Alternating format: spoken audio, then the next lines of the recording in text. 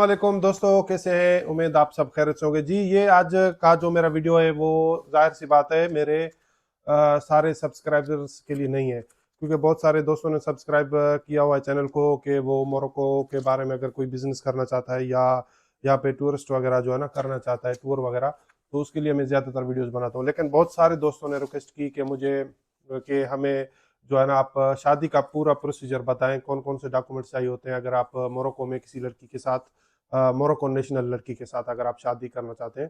तो उसलिए जो है ना मैं ख़ास तौर पे ये वीडियो उन भाइयों के लिए बना रहा हूँ, क्योंकि अगर कोई भी भाई हमारा अगर शादी करना चाहता है यहाँ पे मोरक्को में, तो उसके पैसे जो है ना वो ज़ाया ना हो। वो इधर जब आता है, वीज़ा लगवाता है, पूरा सिस्टम करके यहाँ पे आता है, तो उसके डॉक्यूमेंट्स जो है ना उसको सारा मालूम होना चाहिए। अपने डॉक्यूमेंट्स साथ में लेके आए तो यहाँ पे वो आराम से शादी कर सकता है।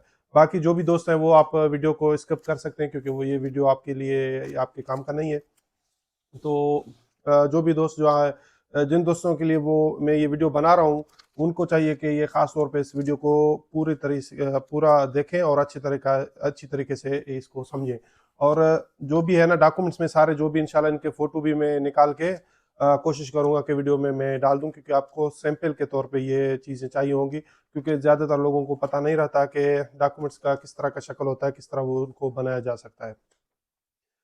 जी, सबसे पहले इस वीडियो को स्टार्ट करने से पहले 2-3 जो है ना वो ख़ास चीज़ें हैं जिस पे मैं आपको ब्रीफ़ करना चाहूँगा कि अगर बहुत सारे भाई बोलते हैं कि भाई हमने अगर शादी कर लिया मोरक्को में तो हमारी ज़िंदगी बदल जाएगी, कोई डॉक्यूमेंट्स इस तरह के मिल जाएँगे। तो मैं आपको ये बताता जाऊँ कि आपको शादी के बेस पे मोरक्को कोई भी डॉक्यूमेंट नहीं देता।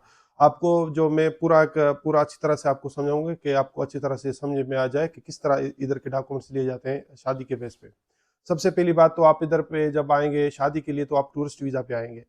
टूरिस्ट वीज़ा के अलावा आपको कोई सी भी तरीके का आपको वीज़ा नहीं मिलता। हाँ, बल्कि आप जो है ना अपना बिज़नेस रजिस्टर कराएँ या बिज़नेस के तौर पे यहाँ पे आके रहें, वो अलग बात है। अगर आप ख़ास शादी के लिए आ रहे हैं तो आप सिर्फ टूरिस्ट वीज़ा पे इधर आ सकते हैं और आके अपनी शादी रजिस्टर करवा सकते हैं।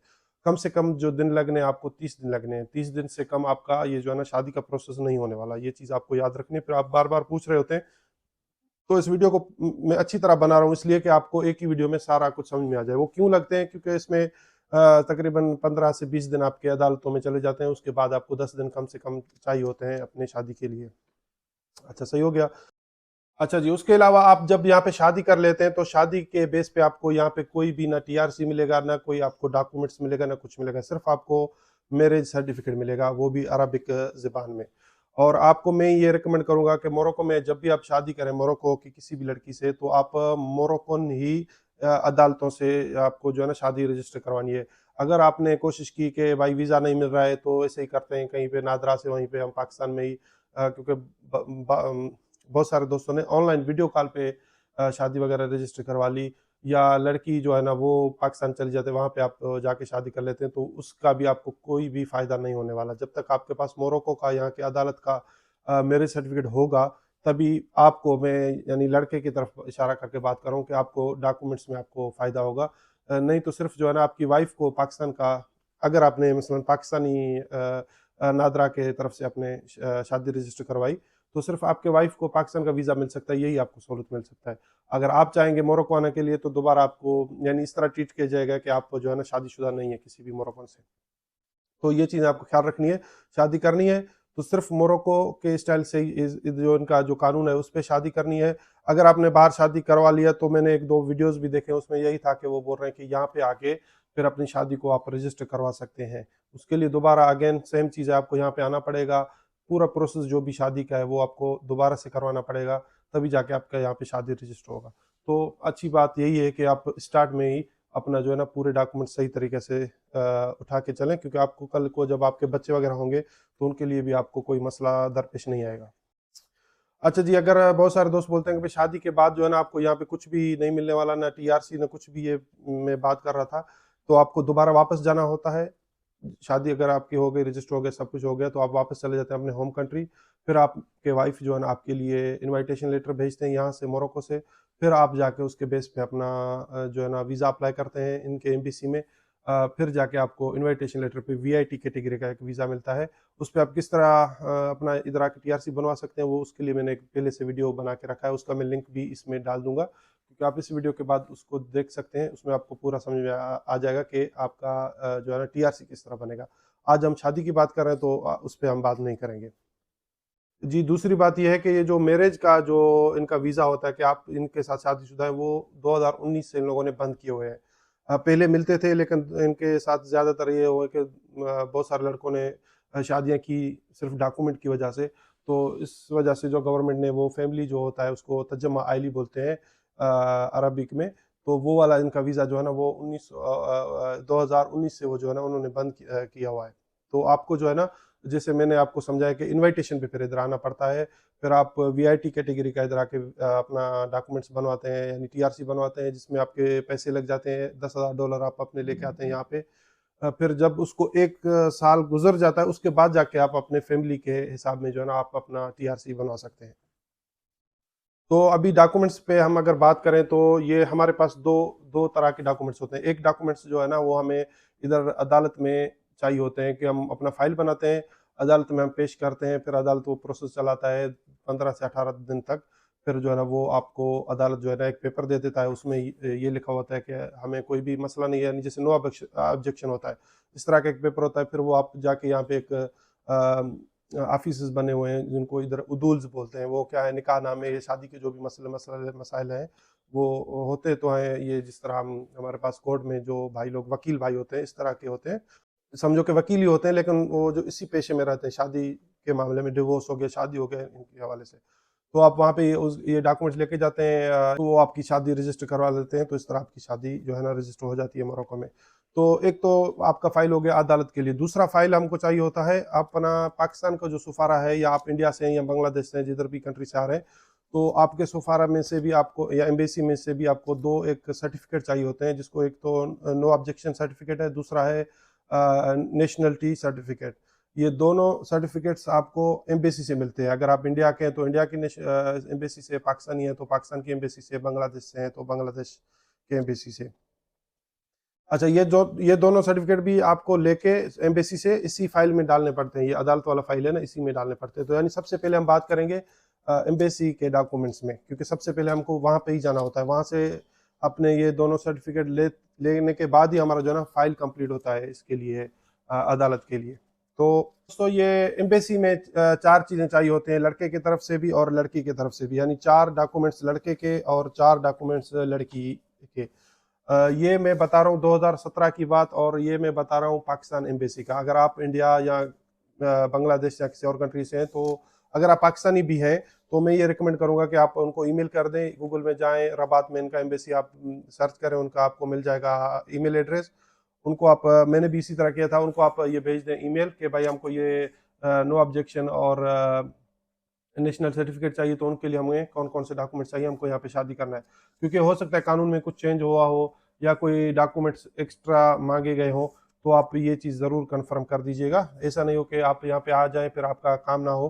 تو ایمبیسی سے اور عدالت سے بھی آپ جو آپ کا ادھر لائف پارٹنر ہے، آپ کی فیوچر وائف ہے، ان کو آپ بھیج دیں کہ یہاں عدالت میں جا کے وہ پوچھ لیں کہ کون کون سے ڈاکومنٹس چاہیے ہوتے ہیں۔ ہو سکتا ہے ان ڈاکومنٹ سے ایک آدھا ڈاکومنٹس کا ڈفرنس ہو، یا زیادہ کوئی نیا کوئی ڈاکومنٹس ان لوگوں نے بنایا ہو، تو اس کا مجھے کچھ بھی آئیڈیا نہیں ہے۔ یہ جب میں نے شادی کی تھی اس وقت یہی قانون تھا، تو میں اسی کا بات کر رہا ہوں۔ اچھا سب سے پہلے جب آپ ادھر پہنچتے ہیں تو سیدھا آپ ایمبیسی میں جاتے ہیں۔ ایمبیسی میں آپ ایک تو پولیس کلیئرنس سرٹیفکیٹ ہے پاکستان سے، وہ آپ لاتے ہیں، اور اس کو جو ہے نا آپ نے وہاں پہ کچھ جو بھی ڈاکومنٹس پاکستان سے لے کے آنا ہے ان کو وزیر خارجہ وہاں سے اٹیسٹ کروانا ہے، صحیح ہے۔ آپ کا بھی پولیس کلیئرنس سرٹیفکیٹ ہو گیا، اور یہ آپ کی وائف کا بھی جو ہے نا پولیس اس کو ہم کریکٹر سرٹیفکیٹ بھی بولتے ہیں اور کلیئرنس سرٹیفکیٹ بھی بولتے ہیں، یہ آپ کے وائف کا بھی اور آپ کا بھی، صحیح ہے۔ آپ کے وائف کا جو ہے نا وہ میں نے دیکھا ہے کہ یہاں پہ وزیر خارجہ کا تصدیق نہیں ہے، یہ نارملی ادھری کنٹری کا بنا ہے، تو اس میں آپ کو نہیں چاہیے۔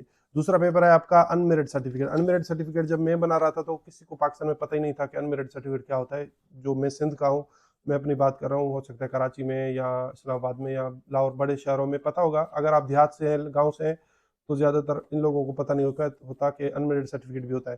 تو بڑے ریسرچ کے بعد مجھے یہ ملا، میں اس کا آپ کو فوٹو جو ہے اس میں ڈال دوں گا ویڈیو میں، وہ آپ دیکھیں۔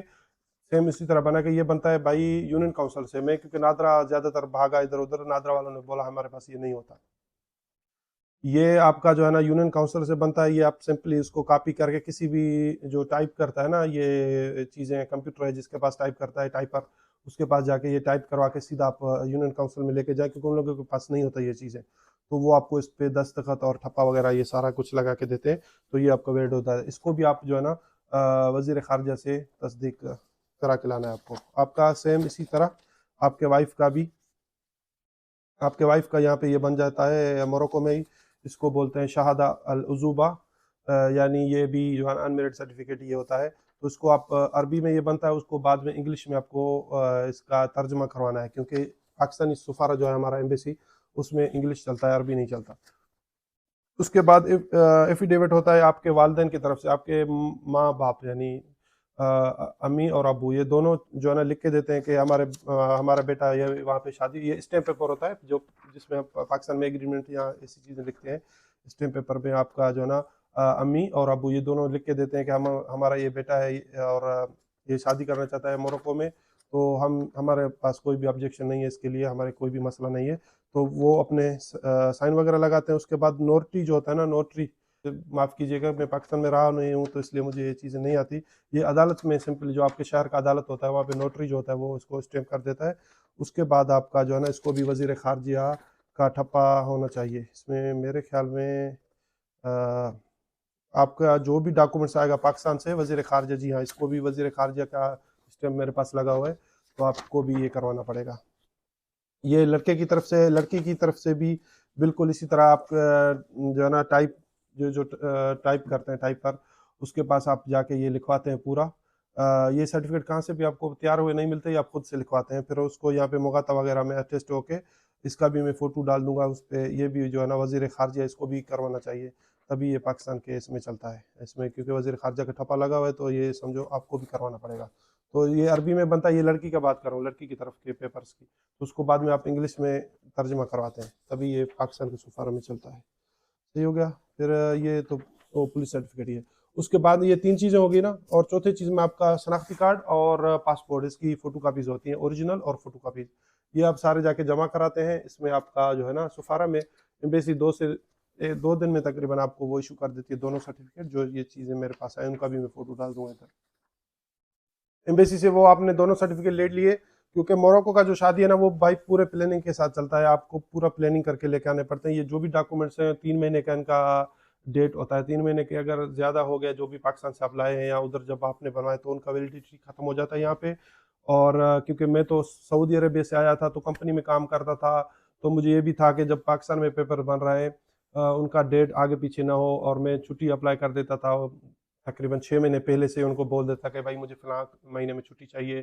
फिर वीज़े के मसले थे, कभी वो, क्योंकि मैंने 2-3 अटेम्प्ट के बाद जाके मेरी शादी हुई यहाँ पे, को कभी-कभी डॉक्यूमेंट्स तो बन जाते थे तो वीज़ा नहीं मिलता था उसी टाइम पे, तो पूरे डॉक्यूमेंट्स ख़राब हो जाते थे। कभी वीज़ा मिल गया जल्दी-जल्दी वो दे देते हैं 1 महीने में, तो फिर डॉक्यूमेंट्स नहीं बन पाते। तो इसलिए आपको इस तरह प्लानिंग करके चलना होता है कि आपके उसी तरीके से आपके डॉक्यूमेंट्स बने, आपके फ्यूचर वाइफ जो है आप मंगेतर हैं यहाँ पे, उसके भी उसी तरह डॉक्यूमेंट्स बने, और आपको वीज़ा भी उसी टाइम पे मिल जाए।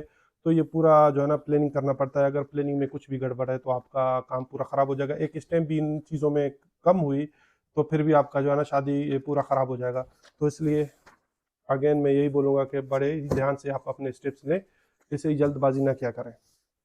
अच्छा, जब आपका ये जो पेपर में डाल दे रहा हूँ ये तो अरबी में है, आपका इसको इंग्लिश में भी मिल जाएगा फ़ोटो। तो ये आपके अदालत के लिए होता है पेपर, जब आप अदालत में जो है ना वो सर्टिफिकेट से जमा करवाते हैं। ये इसमें सबसे नुस्खा मिन अक़्द विलादा, यानी सबसे पहले आपका पैदाइश का सर्टिफिकेट है जो आपका नादरा से आपको मिल जाता है पाकिस्तान में। उसको आप वहाँ से वज़ीर ख़ारजा से तस्दीक करवाते हैं पाकिस्तान में, अपने साथ लाते हैं, और यहाँ पे आके इसको आप इंग्लिश में वो पहले से ही है उर्दू में, तो आप इसको अरबी में आके ट्रांसलेट करवाते हैं, इसको ट्रांसलेट करवाते हैं अरबी में। तो ये पहला डॉक्यूमेंट्स है आपका। उसके बाद में है शहादा इस्लाम। शहादा इस्लाम अगर आप इंडिया से खास तौर पे आ रहे हैं तो मेरे ख्याल में आपके लिए ज़रूरी है। मुझे पाकिस्तानी था तो मुझे इन लोगों ने छूट दे दी इस चीज़ में। اگر آپ کو ڈاؤٹ ہے تو آپ اپنے فیوچر وائف یا آپ کا منگیتر اس کو آپ عدالت بھیج سکتے ہیں, وہ جا کے پوچھ سکتی ہے, کیونکہ میں پیدائشی, ہم پاکستان پورا مسلم کنٹری ہے, تو میں بھی پیدائشی اور ہمارے جو بھی ہیں وہ ہم سارے مسلم ہیں, تو اس لیے مجھے جو ہے نا انہوں نے شہادہ اسلام یعنی اسلام کا سرٹیفکیٹ جو ہے نا وہ اس پہ چھوٹ دیتی, بول رہا ہے کہ اس میں کچھ نہیں. اس نے مجھے کچھ انٹرویو لے لیے, اس میں اسلام کے رکن کیا ہیں, کچھ کلمے ہیں, کچھ قرآن کے آیتیں ہیں, وہ ایسی چیزیں وہ پوچھتے ہیں. ان پہ بھی اگین آپ کو تھوڑا اچھا ہونا چاہیے, تو بھی جا کے آپ کا یہ کام ہوتا ہے, ورنہ وہ آپ کو دوبارہ بول دیں گے کہ اسلام کا آپ سرٹیفکیٹ لائیں, ہمیں آپ پہ شک ہوتا ہے. تو یہ بھی چیزیں ہیں. اس کے علاوہ آپ کا تیسرے نمبر پہ ہے نسخہ من زواج و طلاق اور حکم نہائی. یہ چیزیں ہمیں نہیں یہ مانگی تھی. اس میں لکھا ہے کہ اگر آپ کی پہلے سے ہی کوئی شادی ہے تو اس کے کچھ ڈاکومنٹس ہیں, تو ان کا مجھے کچھ بھی جو ہے نا آئیڈیا نہیں ہے. اگر آپ پہلے سے ہی شادی شدہ ہے اور دوسری بار یہاں پہ شادی کرنے آ رہے ہیں, تو آپ اپنے فیوچر وائف کو یا اپنے منگیتر, جس کو میں بولتا ہوں فیوچر وائف, اس کو آپ بھیج سکتے ہیں عدالت, وہ جا کے یہاں سے پوچھ سکتے ہیں کہ کون کون سے ڈاکومنٹ چاہیے. اگین مجھے یہ چیزیں نہیں چاہیے ہوتی تھی, کیونکہ میری یہ فرسٹ بار شادی تھی. اور شہادہ الکفا فی الزواج تسلم سفارہ, یہ وہی پیپر ہے جو میں آپ کو بولتا ہوں تیسرے نمبر پہ اور چوتھے نمبر پہ اور پانچویں نمبر پہ. یہ دونوں سرٹیفکیٹ کا ان میں ذکر کیا ہوا ہے جو آپ کو سفارہ دیتا ہے, یہاں پہ ایمبیسی دیتا ہے. ایک تو نیشنل سرٹیفکیٹ ہے آپ کا, اس میں دونوں فوٹوز جو ہے نا وہ میں ڈال دیتا ہوں.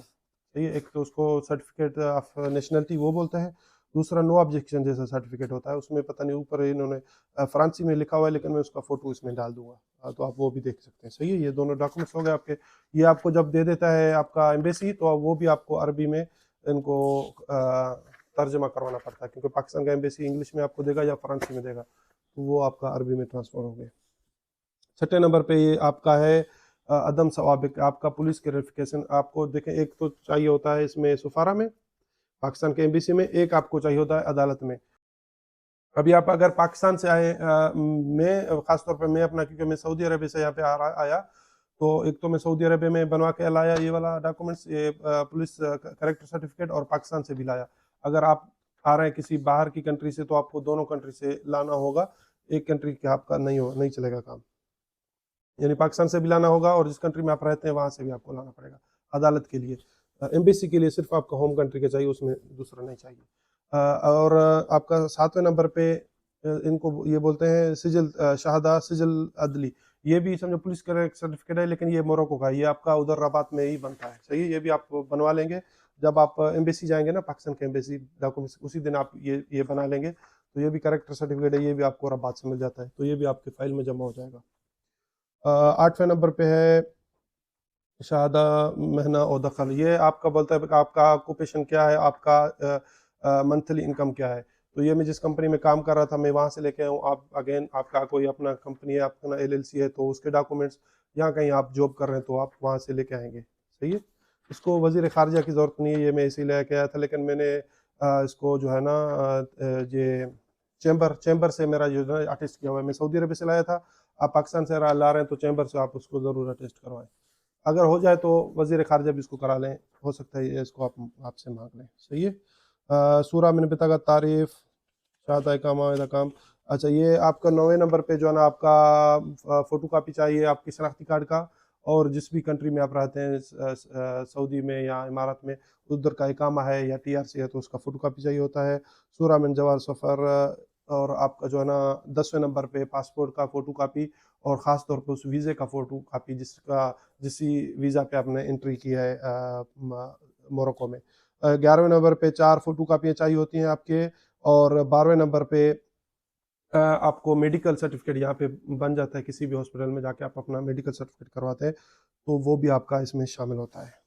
تو نیچے لکھا ہوا ہے کوئی بھی آپ کا ڈاکومنٹس ہے تو عربی میں آپ کا جو ہے نا وہ ترجمہ کیا ہوا ہو, تبھی یہ کام آپ کا چلے گا. یعنی آپ انگلش میں لے کے آئے, فرانس میں لے کے آئے, جو بھی ہے, تو اس کو عربی میں آپ کو ترجمہ کروانا پڑے گا. ابھی دوسرے سائڈ میں میرے پاس جو لڑکی کے ڈاکومنٹس ہیں, یہ جو بھی میں بتا رہا تھا اپنے بتا رہا تھا لڑکے کے, تو یہ لڑکی کے جو بھی ڈاکومنٹس ہیں وہ میں آپ کو بتا رہا ہوں. اس میں سب سے پہلے لکھا ہے نسخہ کاملہ. یہ جو لوگ یہاں پہ رہتے ہیں ان کو پتہ ہے کہ نسخہ کاملہ کیا ہوتا ہے. تو آپ نسخہ کاملہ یہ ایک برتھ سرٹیفکیٹ کیا ہوتا ہے. ایک برتھ سرٹیفکیٹ دو طریقے کے ہوتے ہیں, ایک تو ہوتا ہے صرف برتھ سرٹیفکیٹ, دوسرا جیسے ہمارے پاس فارم بے فارم ہوتا ہے نا, اسی طرح ان کے پاس ایک ہوتا ہے, اس کو بولتے ہیں نسخہ کاملہ من رسم الولادہ، تو یہ دونوں چیزیں آپ کو چاہیے ہوتی ہیں، برتھ سرٹیفکیٹ اور نسخہ کاملہ۔ یہ لڑکی کے میں آپ بات کر رہا ہوں، ان پہ کوئی بھی اٹیسٹ نہیں ہے، یہ صرف اٹیسٹ ہوتے ہیں یہاں کے یونین کاؤنسلر جو ان کے بنے ہوئے ہیں مغاتا، ان سے، کیونکہ آپ اسی کنٹری میں شادی کر رہے ہیں تو وزیر خارجہ کی آپ کو کسی بھی چیز کی ضرورت نہیں ہوتی ہے۔ اس کے بعد ہے بھائی شہادہ الخطوبہ، آپ کا منگنی کا ایک پیپر بنے گا، تو وہ بھی آپ کو بنوانا پڑے گا شادی سے پہلے، وہ ایک ہی دن میں بن جاتا ہے۔ کہاں سے بنتا ہے اس کا میں فوٹو جو ہے نا وہ میں ڈال دوں گا، اس میں اسٹیپ وغیرہ آپ چیک کر کے، مجھے بھی یاد نہیں رہا کیونکہ 10 سال ہو گئے اس بات کو، ادھر ہی بن جاتا ہے، اسی ان کے مغاتا وغیرہ میں، یونین کاؤنسل وغیرہ میں بن جاتا ہے۔ اس کے بعد میں آپ کا ہے میڈیکل سرٹیفکیٹ، لڑکی کی طرف سے 2 میڈیکل سرٹیفکیٹ ہوتے ہیں، جسے لڑکے کا بھی ہوتا ہے میڈیکل سرٹیفکیٹ، تو لڑکی کا بھی میڈیکل سرٹیفکیٹ یہ ہوتا ہے۔ اس کے بعد آپ کا یہ پولیس کلیئرنس سرٹیفکیٹ جو ہے نا وہ لڑکی کا بھی بنوانا پڑتا ہے، تو وہ صرف لڑکے کا نہیں ہے، لڑکی کا بھی وہ آپ کے پاس سرٹیفکیٹ ہونا چاہیے۔ اس کے علاوہ 6 فوٹوز چاہیے، پاسپورٹ سائز فوٹو کاپیز لڑکی کے، یہی چیزیں ہوتے ہیں۔ یہ آپ پورا اپنا ایک فائل بناتے ہیں، فائل جا کے آپ دے دیتے ہیں اپنے اس میں کورٹ کو بولتے ہیں کہ بھائی ہم شادی کرنا چاہتے ہیں، وہ آپ کو ایک فارم دے دیتے ہیں، اس فارم میں آپ کو پورا کا پورا لکھنا پڑتا ہے، آپ کتنے بھائی بہن ہیں، کہاں پہ رہتے ہیں، کون سا دین ہے، کون سا فرقہ ہے، کیا شیعہ ہے، کیا سنی ہے۔ یہ آپ کے لڑکی جو لڑکی ہوتی ہے وہ بھی یہ پورا فارم بھرتی ہے، آپ بھی یہ پورا فارم بھرتے ہیں، یہ پورا 1 ہفتے کا یہ پروسیس چلاتے ہیں، پھر یہ آپ کو بھیج دیتے ہیں ولایہ، آپ کی فائل جو ہوتی ہے نا وہ چلی جاتی ہے پولیس کے ڈپارٹمنٹ میں جو ہیڈ کوارٹر ہوتا ہے پورے شہر کا، تو پھر وہ آپ کا جو ہے نا میٹنگ کے لیے آپ کو دے دیتے ہیں ڈیٹ، تو آپ وہاں جاتے ہیں، وہ پھر آپ سے پورا انٹرویو لے لیتے ہیں کہ پاکستان میں اگر آپ، جیسے میں سندھ سے ہوں، پنجاب سے ہوں، تو آپ کو کوئی بھی مسئلہ نہیں ہوگا، اگر آپ سرحد سے ہیں یا بلوچستان سے ہیں تو بڑی معذرت سے کہہ رہا ہوں، کیونکہ وہاں پہ ہمارے پاس تو سب کچھ اوکے ہے، لیکن ان کو یہ سننے میں آتا ہے کہ وہاں پہ دہشت گردی ہے، فلاں ہے، ٹی رہا ہے، دھمکی رہا ہے، تو یہ لوگ جو ہے نا زیادہ تر کیسز فیل کر دیتے ہیں ان کے، اور پوچھ گچھ بھی بہت زیادہ ہائیلی کرتے ہیں۔ تو وہاں پہ آپ جاتے ہیں، اس میں وہاں پہ پورا آپ انٹرویو دیتے ہیں، ایک پورا دن آپ کا انٹرویو چلتا ہے، تقریباً سارا دن آپ کا لگ جاتا ہے، پھر شام کو آپ کو واپس کر دیتے ہیں، پھر آپ کا 2 دن کے بعد فائل آپ کا ریٹرن جاتا ہے عدالت میں، پھر آپ جاتے ہیں عدالت میں، پھر فردر آپ کا کیس چلتا ہے، پھر آخر میں آپ جاتے ہیں جج جو ہوتا ہے قاضی، اس کے بعد وہ آپ کے پورے ڈاکومنٹ دے کے پھر آپ سے کچھ اسلام کے حوالے سے کچھ سوال کرتا ہے کہ آپ حقیقی اسلام کے رکن کتنے ہیں، کتنے فرض ہیں، کتنے سنت ہیں، یہ ایسی چیزیں پوچھ رہے تھے۔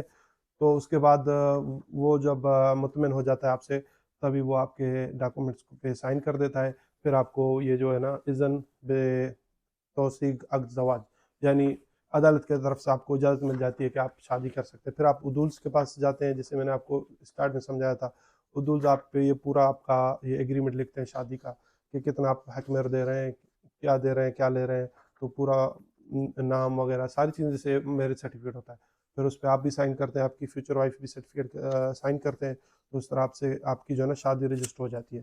اس کے بعد آپ اسلامک طریقے سے آپ گھر میں کچھ سیریمنی جو ہے نا وہ انوائٹ کرتے ہیں لوگوں کو، قرآن وغیرہ جیسے ہم پاکستان میں پڑھتے ہیں، نکاح جس کو ہم بولتے ہیں، تو وہ کرا کے جو ہے نا وہ اس طرح آپ کو پھر آپ کی شادی سمجھو ہو گئی، آپ کے ڈاکومنٹس بھی اس طرح آپ کو مل جاتے ہیں۔ شادی کا صرف یہاں پہ میرج سرٹیفکیٹ ملتا ہے، اس کے بعد جو ہے نا طریقہ پورا میں نے آپ کو سمجھایا کہ آپ کو کس طرح یہاں کا TRC وغیرہ لینا ہوتا ہے، یا ویزا یہاں پہ لینا ہوتا ہے فیملی کا، تو وہ تو میں نے آپ کو آلریڈی سمجھا دیا۔ تو اپنے بھائی کو دیں اجازت، نیکسٹ ٹائم انشاءاللہ ملیں گے کسی اور ویڈیو میں۔ السلام علیکم۔